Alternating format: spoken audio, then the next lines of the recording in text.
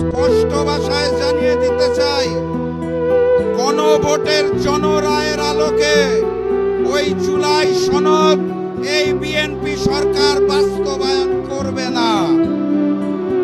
অতএব তাদেরকে বাস্তবায়ন করাতে হবে। আর আমাকে যারা প্রতিদিন প্রতিনিয়ত হত্যার হুমকি দিচ্ছেন, তাদেরকে স্পষ্ট ভাষায় জানিয়ে দিতে চাই, বাংলাদেশের মানুষের সাথে বেইমানি করে, দিল্লির সামনে মাথা নত করে আপনাদের মতো প্রতিদিন ধুকে ধুকে মরব না।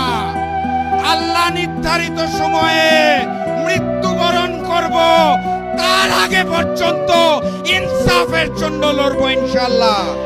সবাই লড়াইয়ে প্রস্তুত আছেন? আগামী লড়াইয়ের প্রস্তুতি আছে? ইনকিলাব ইনকিলাব ইনকিলাব ইনকিলাব।